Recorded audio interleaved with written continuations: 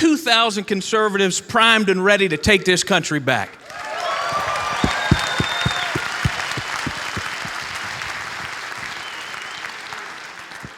Now, I'm Wes Clymer, chairman of the York County Republican Party. Thank you all so much for being here. Thank you for taking time to be engaged in this process, to get to know the candidates. I know that you know we are a short 34 days away from when we go to the polls here in South Carolina on February 20th. Now, if I were a betting man, I'd bet that the people of Iowa and the people of New Hampshire will settle on two different candidates. And that means that we here in South Carolina get to cast the deciding vote. So, yeah. So a great trust has been placed in us, a great responsibility we have. So thank you again for taking time to get to know the candidates. Please be sure you turn out and vote on February 20th. And I would be totally remiss if I didn't take this opportunity in front of 2,000 friends to put in a little plug for the York County Republican Party. Please do visit our website, yorkrepublicans.com. You can sign up to receive updates about candidate visits and learn how to get involved with the conservative movement we're building here to make sure we elect conservatives from the school board level all the way up to the White House and everything in between. Now, if you will, please. Yeah, thank you. If you will, please rise and join me in saying the Pledge of Allegiance. I pledge allegiance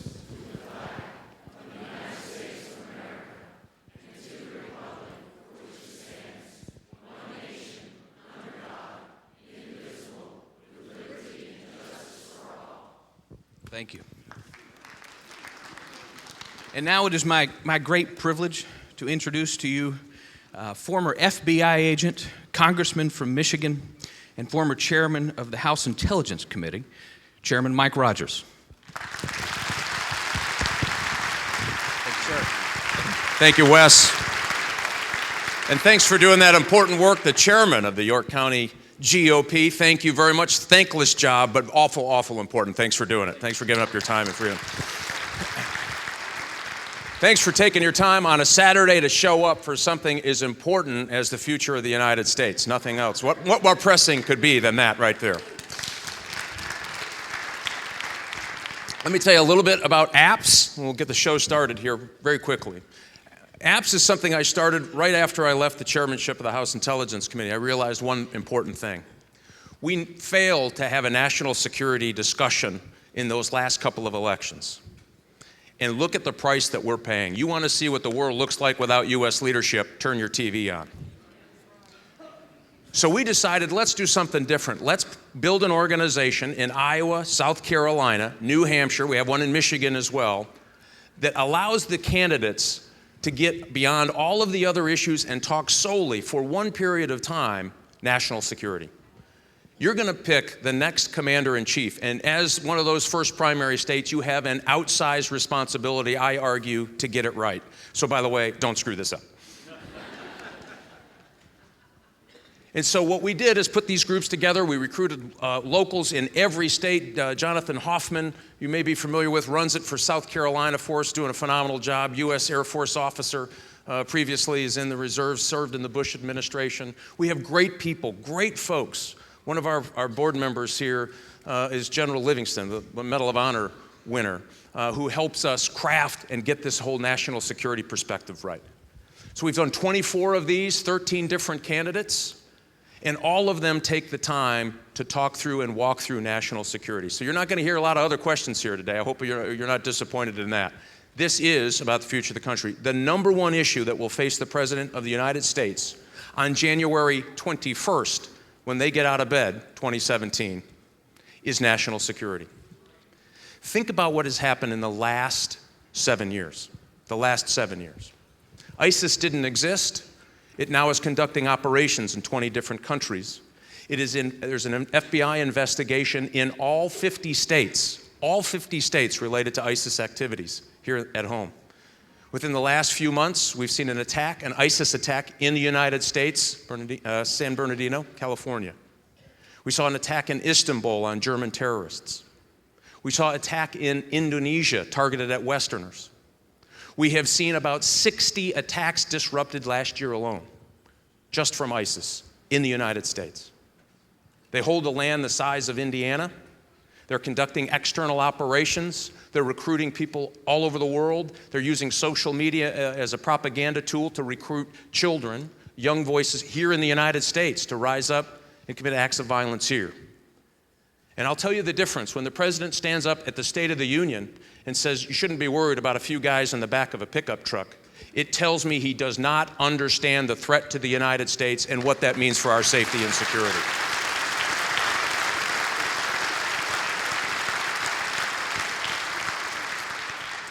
China, for the first time, has announced that it's going to establish a military base outside of China. Northern Horn of Africa should be done and completed by probably mid-2017. We noticed that this is the first year that they've gone to a nuclear triad, meaning they have the capability of delivering a nuclear missile on our front doorstep from land, air, and sea. For the first time, they're doing strategic submarine patrols as of about November of last year with nuclear weapons on them. We've seen that they've militarized space in the last 7 years. Public reports would indicate they've launched killer satellites. They shot a missile and hit a satellite traveling at 11,000 miles an hour and hit it. They forever changed the dynamic. That was back in 2007. They forever changed the dynamic of how we view space, and that is a strategic advantage to the United States. They're building their second aircraft carrier. They're rattling their saber. They said they're going to put troops around the world over a period of time. You've seen Russia increase in the last 7 years their holdings in the country of Georgia. They've fortified that militarily. They occupy illegally about 20% of the country of Georgia. They've annexed Crimea. They have little green men, as they call them, their special forces, causing all kinds of havoc in eastern Ukraine. They're pushing back on our missile defense system, and they argue that they didn't want countries like Ukraine, like Georgia, going into NATO. Score one for Vladimir Putin. He thinks he's winning this fight, and by all accounts, he may just be. We've had an unprecedented increase in cyber espionage and cyber attack against the United States. I mean, this could get really depressing, couldn't it? That's why this election is so important. That's why national security is so important. And that's why real leadership out of our Oval Office for this next president is so critical for the safety and security of the United States of America.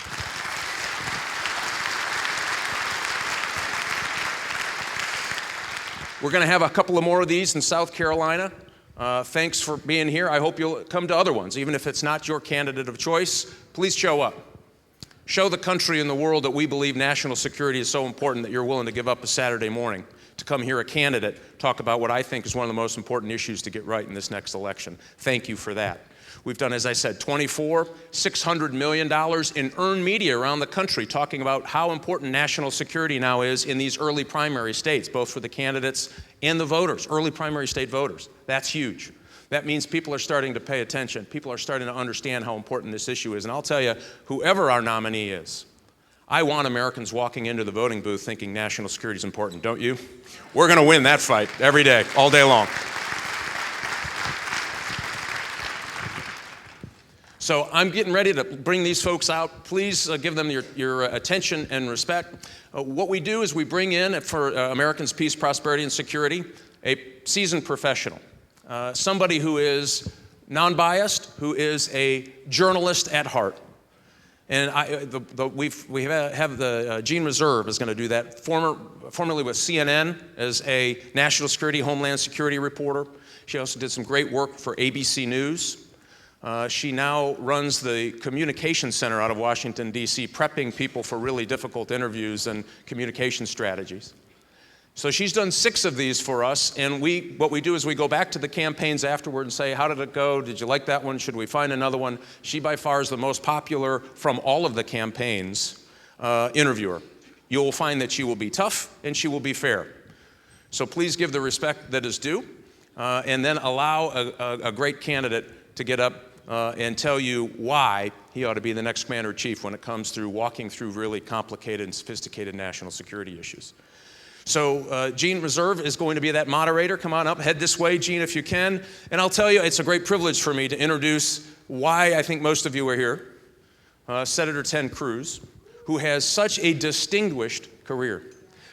He has authored over 80 briefs to the Supreme Court, 43 oral arguments in his career, 9 of which he has argued before the Supreme Court. He was the Solicitor General in the state of Texas, where he gained both statewide and national acclaim for his work defending the Constitution of the United States. He has a great distinguished academic background, honors from Princeton, honors from Harvard Law. I don't know about you, that's pretty impressive. I'm not even sure I could get into Princeton myself. And in case you haven't noticed, if you've been watching these debates, he was originally pretty shy, but he's getting over it. Ladies and gentlemen, please welcome a great conversation with a distinguished journalist, Gene Reserve, and a great United States Senator, Ted Cruz.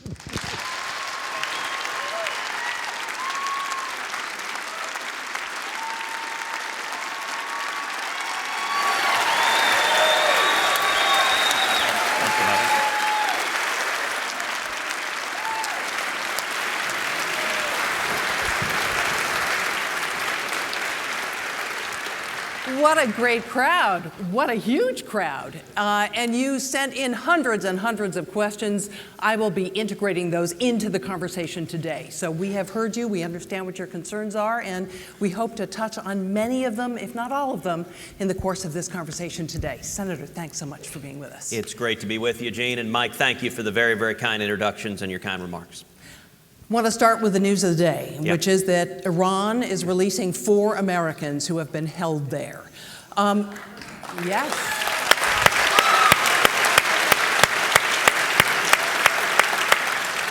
Now, some people would say that this is one of the first dividends of having struck a nuclear deal with Iran. What do you say? Well, listen, I want to start by just saying, praise God, the Americans are coming home.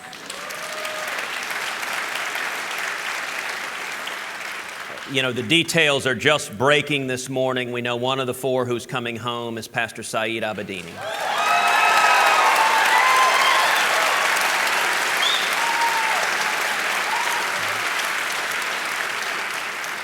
And so many of us have been lifting up Pastor Saeed in our prayers. Believers across the world have been praying with him.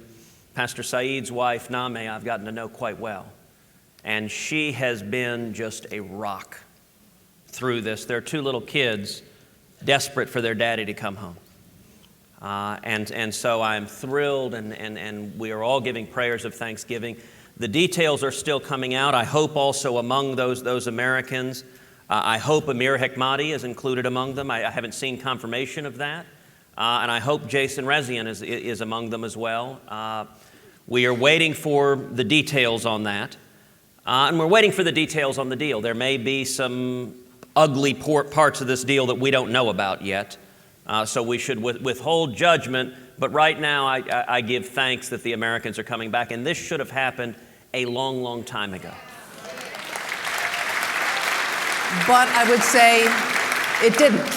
And it has happened now, just as this deal is going into effect. You're right. It didn't happen, and it didn't happen because it wasn't a priority for Barack Obama or John Kerry. And consistently, look, I introduced legislation 3 years ago that said before any discussions even began with the nation of Iran, Iran should release our American hostages and should acknowledge Israel's right to exist as a Jewish state. I want to get to what you are going to do if you should become President Cruz vis-a-vis Iran. We're waiting for the IAEA perhaps today to say that they have complied with the early stages of the agreement. That will lead to a lifting of sanctions. By the time the next president comes into office, this will have been in effect for a year. What do you do at that point? I have pledged on the first day in office, if I'm elected, I will rip to shreds this catastrophic Iranian nuclear deal. So if you do that, what do you do about Iran's nuclear capability? How do you address it? The only way to address it, the only way to deal with Iran is from strength. Weakness and appeasement doesn't work, and that has been the Obama foreign policy. But what does that mean when it comes to Iran? What that means is, number one, we immediately reimpose sanctions. Number two, we strengthen them. I filed legislation laying out exactly how to do this, which is to strengthen the sanctions, to make them even more crippling, and to lay out clear preconditions. If Iran wants to lift the sanctions, it must shut down all 19,000 centrifuges. It must hand over all of its enriched uranium. It must shut down its ICBM program. The ICBM program, by the way, exists for one purpose, and that is to carry a nuclear weapon to the United States of America. You don't need an ICBM to get to Israel. That is designed to cross the Atlantic and murder Americans. And the fourth condition is that Iran ceases being the leading state sponsor of terrorism. The fact that President Obama is giving $150 billion to the Ayatollah Khamenei is the most colossal foreign policy mistake in modern times, and the result could be millions of dead Americans. Let me ask you this. If we rip up the deal with the Iranians, we didn't negotiate it by ourselves. There were other parties involved. And if they see the U.S. do this, and I'm including the Europeans here, are they going to be likely to go along with a new, tougher sanctions regime? Look, Or Gene, they may not, although I would note... Well, then how effective will it be? It will be very effective. This started with unilateral American sanctions. Now, one of the consequences... And it didn't get them to give up their nuclear weapons. But it imposed crushing penalties, and I would note that Libya did give up their nuclear program in response to crushing sanctions. We've seen a plan that works, and Libya gave up their nuclear capacity. But if you look at, you're putting your finger on one of the most problematic aspects of the Obama-Iran deal, which is he has succeeded in unraveling the international consensus. The world was united, standing against Iran, putting sanctions in place. He's unraveled that, and so you are right. The next president, when he or she is sworn in, sanctions are going to be a less effective tool because Obama's done permanent damage by driving our allies away from standing united against Iran. Or one could say that there are other players in the world who believe it's more constructive to engage in dialogue with your enemy.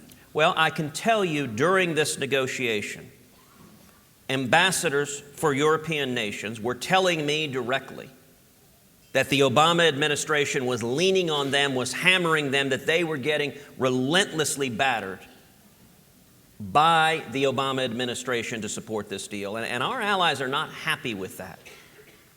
Listen, it is amazing to see. I'll give credit to President Obama in one regard. He's actually managed to unite the Arabs and the Jews. You have Israel and the Arab world both saying, you want Iran to have nukes? Are you friggin' nuts? But the point of the deal is to prevent Iran No, it's from not. having Gene, that is not the point of the deal. This deal is designed, and if it stays in effect, it will have the unavoidable result of Iran acquiring nuclear weapons. How is that? 15 years of restrictions, 20 years of enhanced Because the restrictions are a inspections. joke and they're never intended to be enforced. Look, all right. Number one, Iran gets advance notice before inspections. Now, let's just take that component. If you're negotiating this deal, remember early on the Obama administration said anytime, anywhere inspections. Then it became, well, we'll give you a couple of weeks advance notice. Now, I want you to think of this from a law enforcement perspective. Before I was in the Senate, I was the Solicitor General of Texas, spent a lot of years in law enforcement. Imagine if the state of South Carolina passed a law. Before law enforcement can execute a search warrant, they must notify a drug dealer 14 days in advance of the location to be. But hold on, Gene. This is an important point. But it's easier to flush your dope down the toilet than it is to hide a nuclear program. Is it really? Iran has been hiding it for years.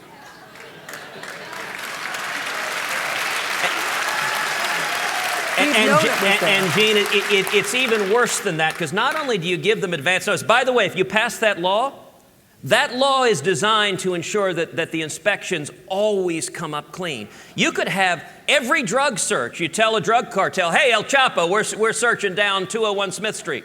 No problem. Tell me the date, it'll be clean, you'll have a perfect search warrant. But it's even better than that. Because for the most sensitive sites, we trust Iran to inspect themselves. Now listen, I'm Cuban, so I'm going to use I'm going to use a reference to one of my favorite movies, and that would be Scarface. I want you to picture an inspection regime where the DEA calls up Tony Montana and says, "Hey, Tony, you got any drugs?" "No, man, I don't got no drugs."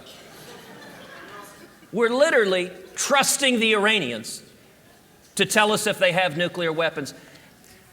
And Gene, we can understand what happens here because we are following the exact same mistakes that were made with North Korea. Well, let me point out that sanctions haven't worked with North Korea. Well, they were working. So that's, I'm glad you brought that up. So let's rewind a couple of decades to the Clinton administration. The Clinton administration led the world in relaxing sanctions against North Korea. The result of that, billions of dollars flowed into North Korea in exchange for what? In exchange for promises that North Korea would not develop nukes. By the way, the very same promises Iran gave. Now, what did North Korea do? What anyone who had any awareness of the world knew they would do. They used those billions of dollars to develop nukes. We just saw a test a little over a week ago that North Korea claims was a hydrogen bomb. That moment was a crystal ball. It was foreshadowing of where this Iranian deal goes.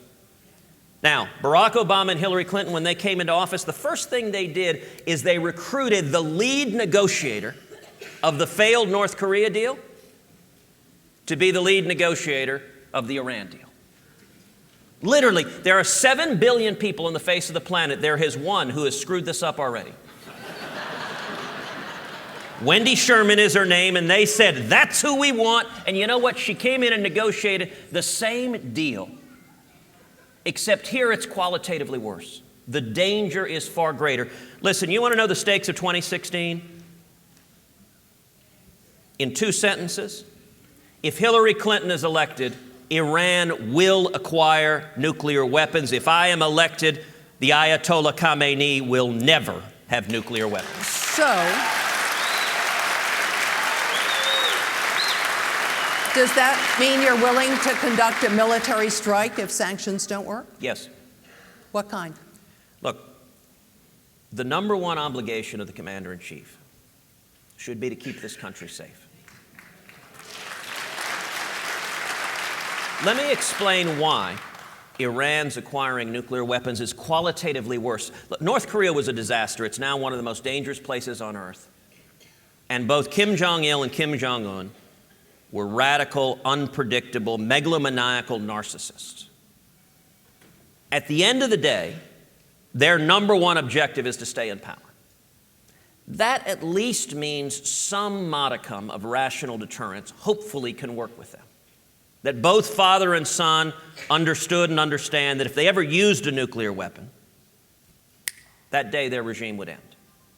The danger with Iran is the Ayatollah Khamenei is a religious zealot who has an apocalyptic vision of the world, who glorifies death and suicide. And the danger is if Hillary Clinton is elected in 4, 5, 6 years, we'll see a nuclear test, but it may not be underground as the North Koreans did it.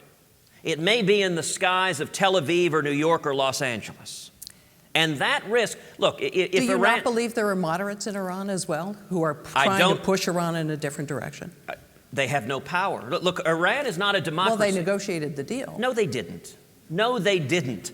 They got Barack Obama to give them everything they wanted in exchange for nothing. There are many other topics I want to discuss, but they have shipped some of their nuclear material to Russia. They have put, the IAEA is about to decide whether or not they've done this adequately, but they put concrete in one of their reactors. No, Congress hasn't. No, Congress. So there's a secret inspection deal that Congress and the American people are not allowed to see, but we do know that they're self-expecting. And what possibly could go wrong with asking the Iranians if they're developing nukes? What about the IAEA? Do you give them no credence? Look, I have no confidence in the IAEA. It is the President of the United States that keeps America safe, not an international body and not the United Nations.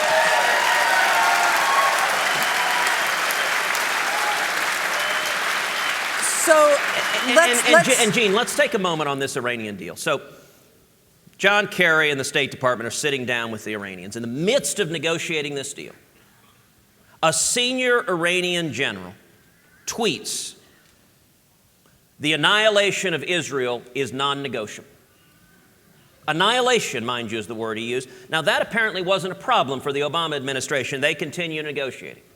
In the midst of negotiating the deal, the Iranian military sets up a mock of a U.S. naval ship and does war exercises bombing a U.S. naval ship. That apparently didn't stop Barack Obama and John Kerry. They sit down. That's hunky-dory. In the midst of negotiating this, the Ayatollah Khamenei goes to the huddled masses that are burning American flags and Israeli flags and chants death to America. And yet, and you know what? We don't have to go back to any of that. This week, Iran seized 2 Navy ships and did everything they could to humiliate 10 American sailors. That was grotesque. It was disgusting. And they let them go, which many would say is far better treatment than some British sailors got just a few years ago. And again, people credit to the fact that we now have lines of communication with Tehran. And by the way, the U.S. ships had violated Iranian waters. There's no dispute about that. Gene, that picture that was on the front page of newspapers all over the country of 10 sailors on their knees being humiliated by Iran, that picture will come to summarize the failures of the Obama-Clinton foreign policy. Through and through, this president has become a laughingstock. Well, I want to talk more about what the next president will do if the next president is you. So let's pivot if we could. And so your question, what would I do on Iran? On day one, rip to shreds this deal, reimpose the sanctions, make them more crippling, and then make absolutely clear to Iran, either you will shut down your nuclear program or we will shut it down for you. So let's...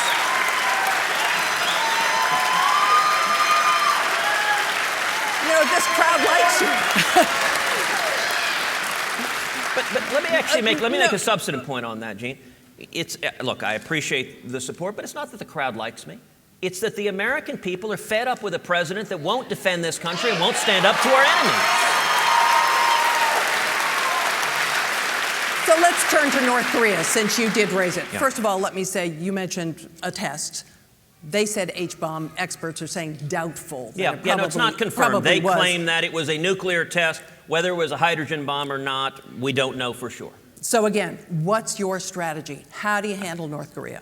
Sanctions haven't done it. Listen, North Korea has proven incredibly complicated because of the failures of the Clinton administration. Sanctions were having crippling effect. It shows that giving billions of dollars to a hostile regime and letting them develop nuclear weapons is a really, really, really bad idea. So what does President Cruz do? You do everything you can to isolate North Korea, to put pressure on them. And They're in particular, pretty isolated already. But the key player there is China. Yep. And they are still in many ways a client state of China. And China, we have enormous leverage over China, which this president does not use. This president doesn't fight for American interest abroad. Now, what would you want China to impose sanctions of its own on North Korea? To rein in and limit North Korea. Listen, Does it have that much power truly over North Korea? Absolutely. Absolutely. You don't think China could rein in North Korea? A minute ago, you agreed they were a client I don't state. profess to be an expert on this. I'm asking you the question. Listen, the best hope of reining them in is China. Although, listen, the other component of it is real deterrence. Meaning? Meaning, if they ever use nuclear weapons, their regime ends that day. So, specifically, what do you want China to do? Use all of its influence, all of its money, all of the money that is flowing to North Korea to rein them in and stop their military aggression. In particular, look, they are continuing to develop nuclear weapons. They are trying to expand their nuclear arsenal. They are working to develop ICBM technology. ICBMs, again, North Korea doesn't need an ICBM to get to South Korea. North Korea is developing ICBMs to take a nuclear weapon to the United States of America. And by the way, the greatest threat from a nuke from either North Korea or Iran, and by the way, one of the risks also is that North Korea proliferates and gives it to someone else. They have cooperated in sharing nuclear technology before. But one of the greatest, if not the greatest risk of what might be done with a nuclear weapon from either North Korea or Iran is that they launch it into the atmosphere above the United States and detonate a nuclear weapon which would set off an electromagnetic pulse, an EMP, that could take down the electrical grid on the entire eastern seaboard, could result in the deaths of millions or even tens of millions. One nuclear weapon, and by the way, you don't need a guidance system. You don't have to hit a target. You fire it straight in the air, or even worse, you put it in a satellite. You want something scary? North Korea launches a satellite that rotates around the country, and when it is over the United States at the right point, then a nuclear weapon in the satellite explodes. You don't even need an ICBM for that. And that EMP does massive damage to this country. Back to China for just a minute. China has an interest in seeing the regime continue, in that they don't want an influx of North Korean refugees into their space. They also don't want to see some sort of conflict that's going to create a united Korea, which will position a U.S. ally next to their border. So isn't there going to be pushback from China when we ask China to do more? Look, there's always pushback from China, but China respects strength. The consistent pattern of the Obama administration has been that we have alienated and abandoned our friends and allies. There has never been a more anti-Israel administration than the Obama administration.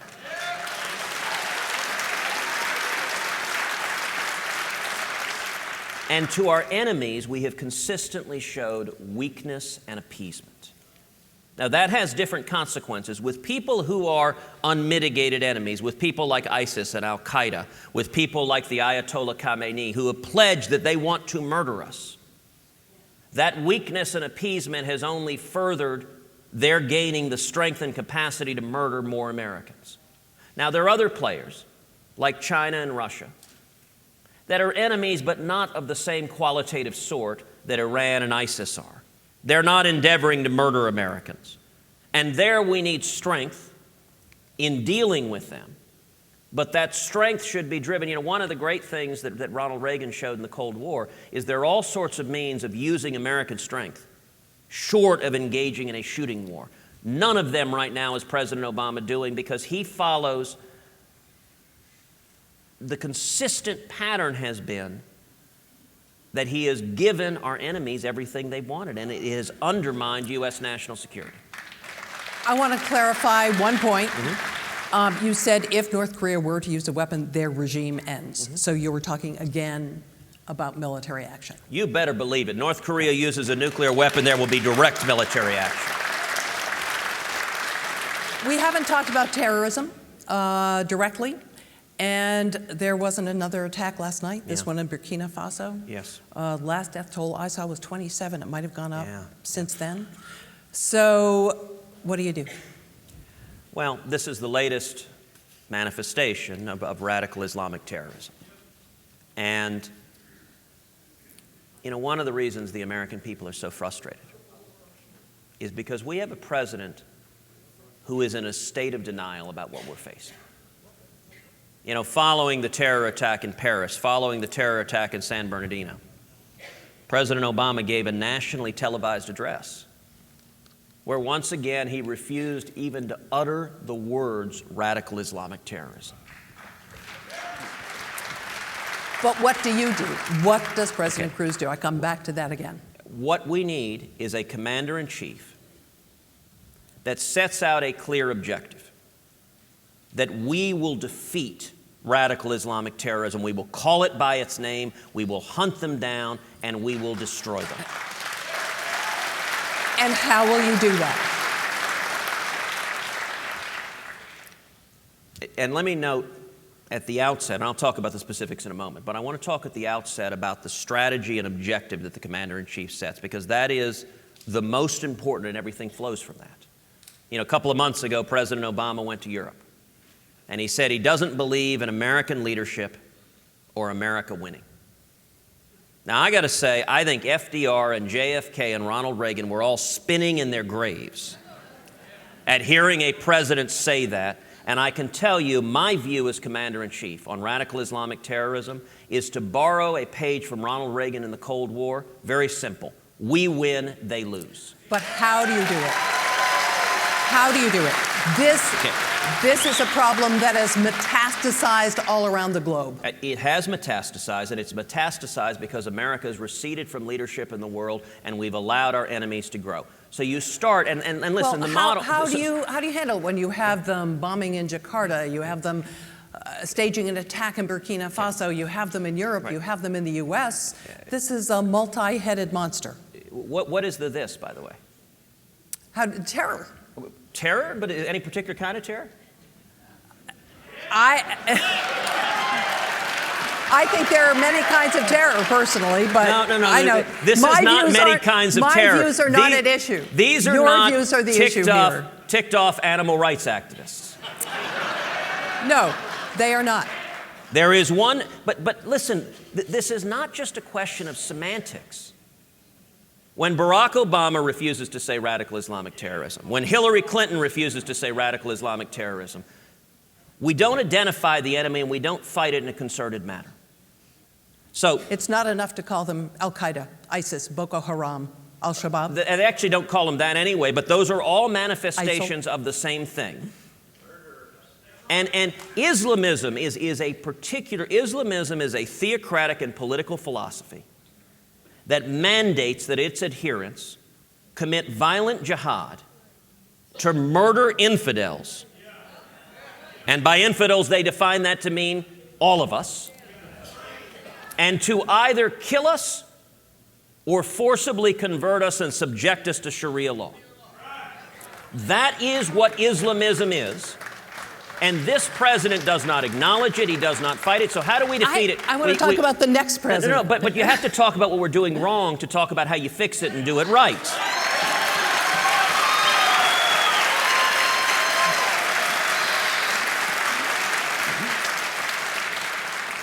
And my view, there's a reason I invoked Reagan in the Cold War. I think Barack Obama bears enormous similarities to Jimmy Carter. He may actually have been a peanut farmer for all I know.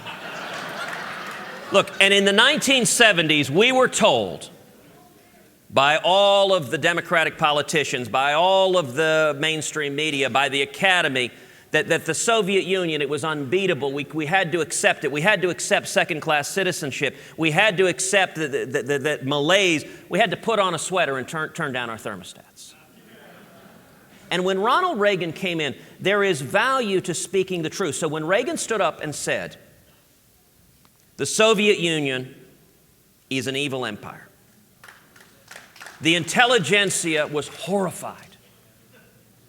When he said that Marxism-Leninism will end up on the ash heap of history, again, the intelligentsia horrified. When he said, we win, they lose, the Democrats said, you don't understand nuance and sophistication. You don't understand détente, which I think is French for surrender. But the reason that's important is setting out that clarity. Reagan set out, it will be the unifying object of our nation's foreign policy to defeat Soviet communism, and we are going to push it on every front. Number one, ideologically. Ideologically matters. You know, in my Senate office... How do you do that? How do you beat them ideologically? You speak the truth. Define the truth as you see it. You stand up and say, this is the face of evil. These are cowards. They are evil. You know, in my office in the Senate, there's a large painting of Ronald Reagan standing in front of the Brandenburg Gate with the words above it, Mr. Gorbachev, tear down this wall. The most important words said in modern times. You speak the truth, and then you use every tool we have to fight them, to cut off their money, and then to hunt them down and kill them. So, with such a dispersed problem, how do you do that? Okay, so let's talk about it, and let's talk about it in two places. Let's talk about it abroad and at home. Let's start with actually at home. At home, here are the consequences of this president not being willing to acknowledge radical Islamic terrorism, his entire administration as a matter of policy refusing to say those words. They don't do what's necessary to protect this country. So let's go back 6 years ago, Nidal Hasan. Nidal Hasan at Fort Hood. The Obama administration knew that Nidal Hasan was communicating with Anwar al-Awlaki, a known radical Islamic cleric. They knew that he had asked al-Awlaki about the permissibility of waging jihad against his fellow soldiers. And they did nothing. Gene, that is nuts. Any soldier communicates with a radical Islamic cleric, asks, can I murder my fellow soldiers? MPs should show up within minutes and put them in handcuffs. So are you suggesting that intelligence agencies haven't been doing their job and haven't been following up? I am suggesting that the Obama administration is so politicized that it was political correctness that they couldn't go and stop Nidal Hasan. Let's fast forward to the Boston bombing. Same thing happened. The Tsarnaev brothers. We knew they were affiliated with radical Islamic terrorism. The FBI went and interviewed them. And then they dropped the ball. They stopped monitoring, and the elder brother posted on YouTube a public call to jihad. But the administration missed it because they weren't following it. And why weren't they following it? Because the president and every political operative says, we're not fighting radical Islamic terrorism. So if you actually have a radical Islamic terrorist, let's not watch him. Look. Or it's a very dispersed problem. As I said, there are many people to keep an eye on. They are more interested. Do we have the resources to do what you're talking about now? Yes, but we don't if they focus all their time and energy on law-abiding citizens. So? And listen, that is the problem of this administration over and over again. They cannot distinguish good guys from bad guys. When it comes to surveillance, they want everybody's phones and emails in this room, but they don't actually target the bad guys and stop the Tsarnaev brothers from blowing up the Boston Marathon. The metadata program has been modified. But you see it following San Bernardino.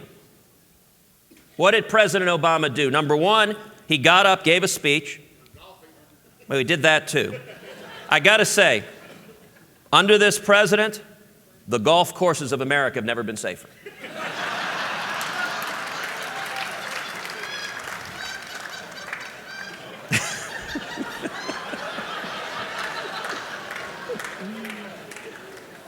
But the speech he gave had three elements, each of which I thought was problematic. Number one, it did not identify the enemy, radical Islamic terrorism. Number two, he went on this extensive attack on Islamophobia. And have you noticed the only time this president gets passionate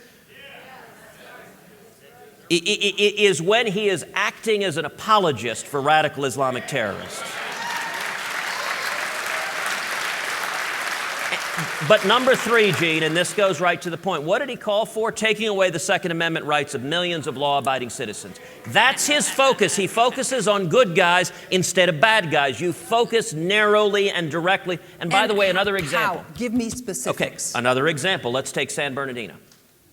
Those two terrorists came in, the woman came in on a fiancé visa. Now that fiancé visa, by the way, it was vetted using the exact same vetting that President Obama says, no problem, we'll be fine with Syrian refugees with this wonderful vetting.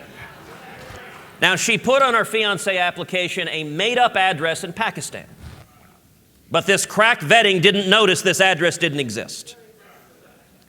She had made public calls for jihad on social media, but this administration said, oh, it would be inappropriate to look at what she said on social media. What utter nonsense. If you're fighting radical Islamic terrorism, then you focus on identifying radical Islamic terrorists and keeping them out of this country. Right. So this is what I want to drill down on, though. Instead of dissecting the mistakes of the past, I want you to look forward, and I want you to tell me very specifically what you're going to change. But Gene, the premise of your question is fundamentally flawed. You say instead To of say what you're doing is instead of flawed? dissecting the mistakes of the past, as the old saying goes, those who fail to learn from history are doomed to repeat. I've given you an opportunity. So and you have talked about San Bernardino. Yes. You have talked about So what I do Nidal differently, Hassan. So what I do would you do directly differently? target radical Islamic terrorists. We would monitor How? them. We would surveil them. How do you find them? How do you know who it is? People are sitting You in the stop basements. plunging your head in the sand. When you hear that somebody is talking to a radical Islamic cleric, you lock them up. And you stop them from murdering 14 soldiers. This is not complicated. If you know that they've been talking to a radical Islamic but we did. cleric. We did. The In Obama that administration. instance, We did. The Obama administration knew beforehand he was talking to Anwar al-Awlaki. They knew he'd inquired about waging jihad, and they did nothing. Those are the facts. there are other instances, we both know of cases, where people have self-radicalized. They have not been in contact with people. But hold on. This self-radicalized notion is something President Obama likes to push, this notion of lone wolves. Because he wants to spread the idea that this is not one concerted enemy. I mean, listen, after Fort Hood, after Nidal Hassan murdered 14 innocent souls, including an unborn child, the Obama administration characterized that as workplace violence. Nidal Hassan walked through yelling Allahu Akbar just 2 weeks ago.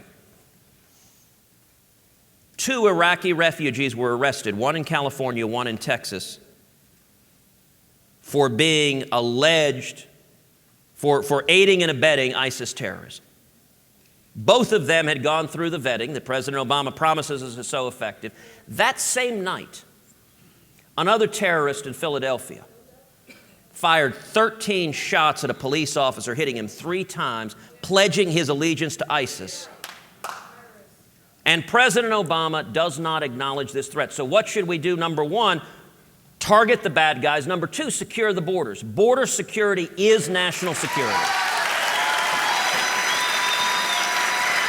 And that means also we do not let in tens of thousands of Syrian refugees. That ISIS has stated its objective to use these refugees to murder us, and this commander-in-chief has more loyalty to political correctness than he does to keeping American lives safe. And I do want to get to the border because a lot of people in the audience had questions about that. So a wall. Oh, yeah. Big one. This, And I've got someone in mind to build it. yes.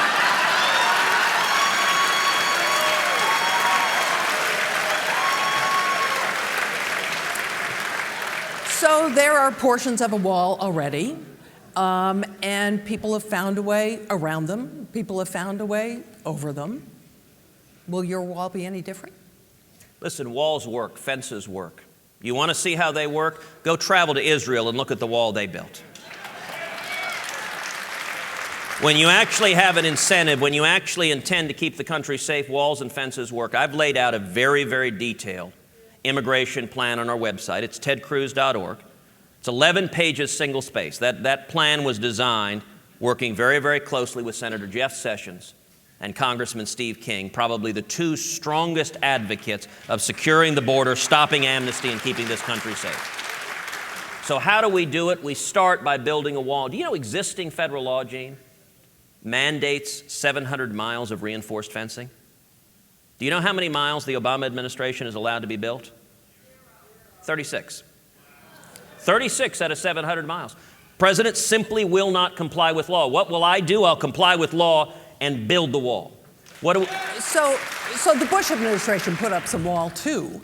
And at that time I was covering Homeland Security, and I remember hearing how many problems there were. That, for instance, smugglers had designed trucks that they could back up to the wall, and they had special extensions that gave them a way over the wall.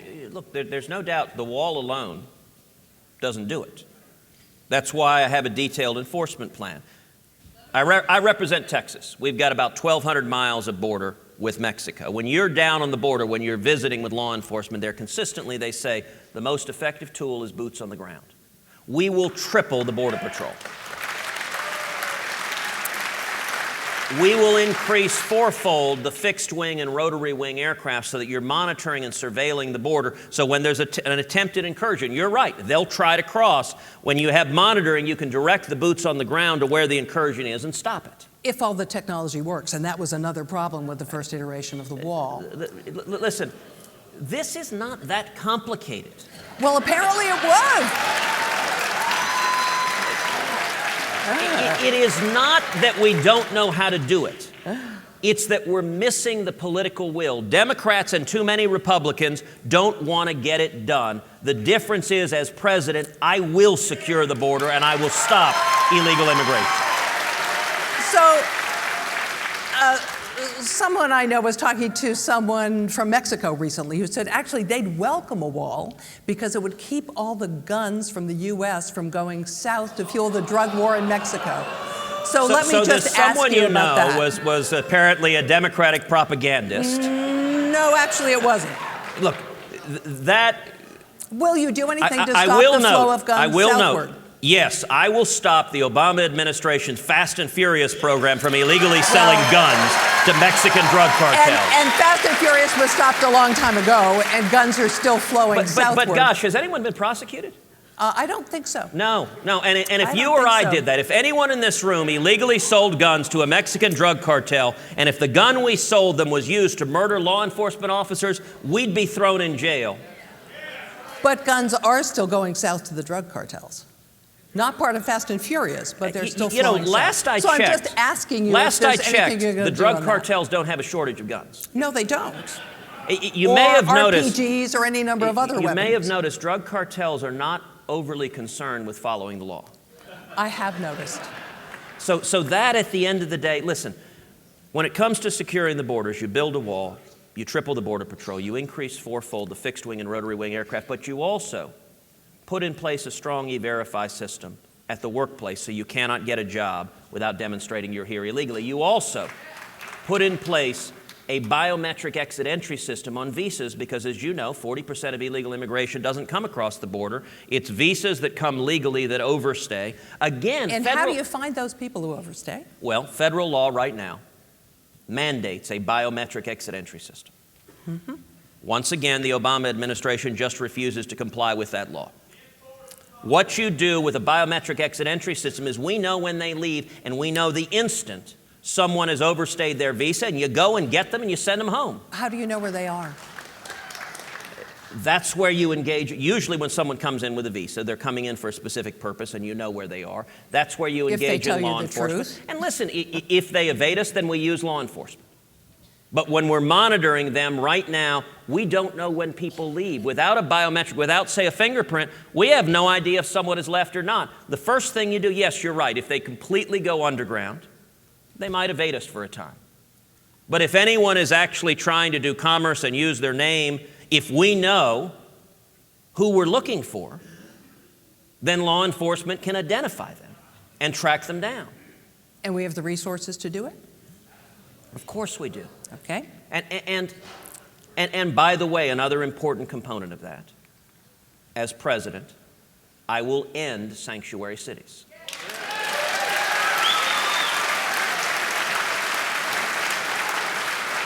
And Gene, let me tell you how, because you gave a look of skepticism. No, I was looking at the audience reaction, actually. So let me tell you how. There are about 360 jurisdictions in this country that are sanctuary jurisdictions. Every one of them will find their federal taxpayer dollars cut off. And that will put liberal Democratic politicians to a moment of exquisite choice. Which do they value more greatly? Defying federal immigration law or continuing to receive federal taxpayer money? I suspect I know the answer to that. And let me mention something else on sanctuary cities, because this is something I think the media gets wrong.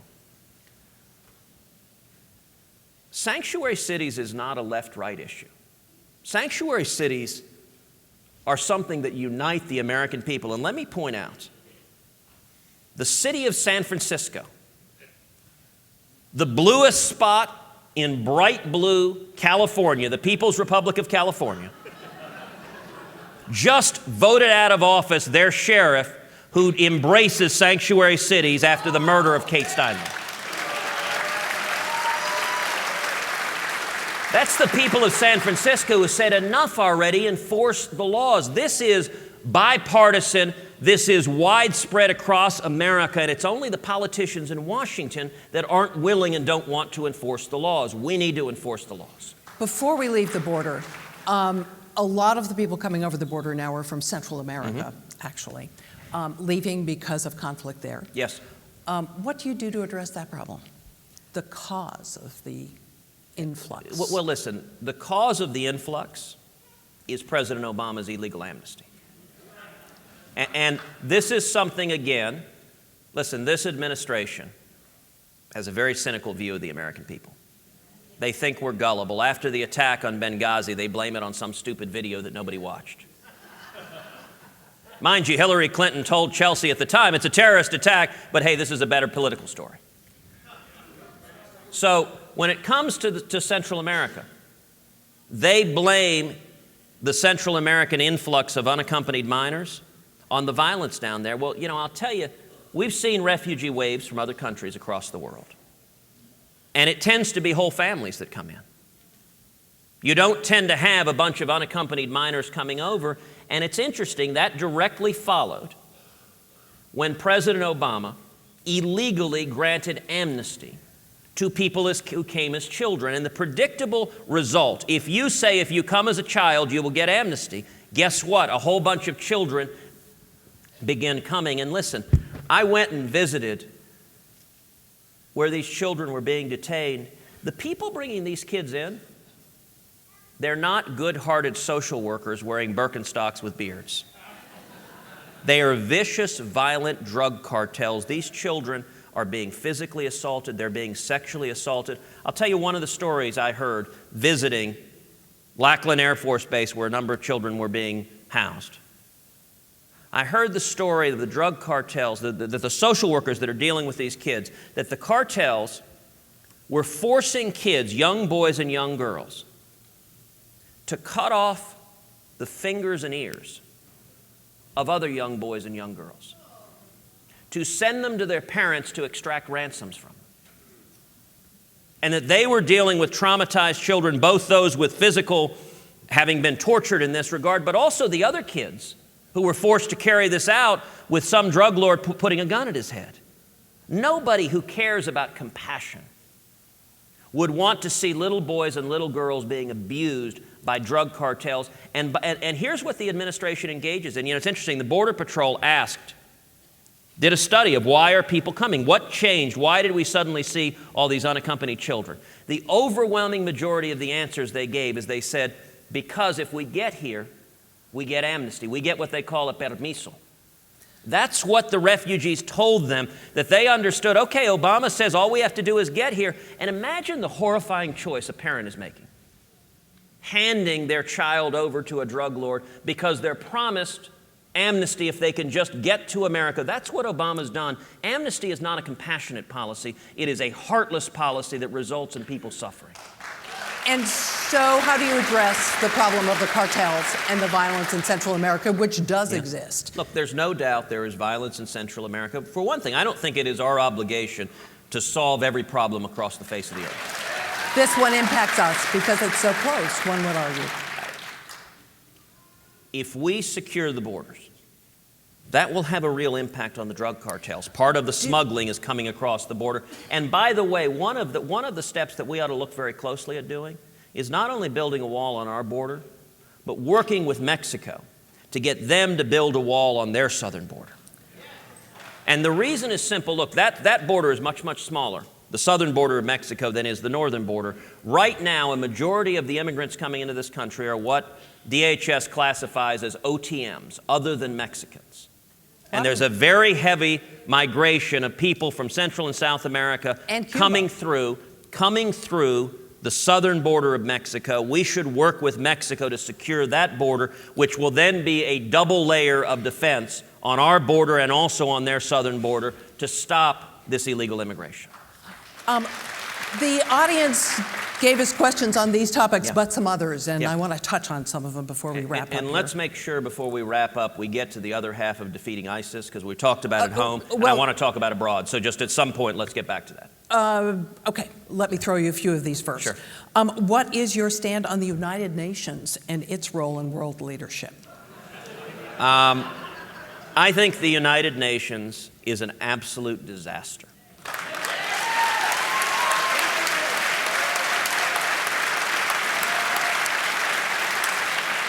And let me answer that question by telling a story.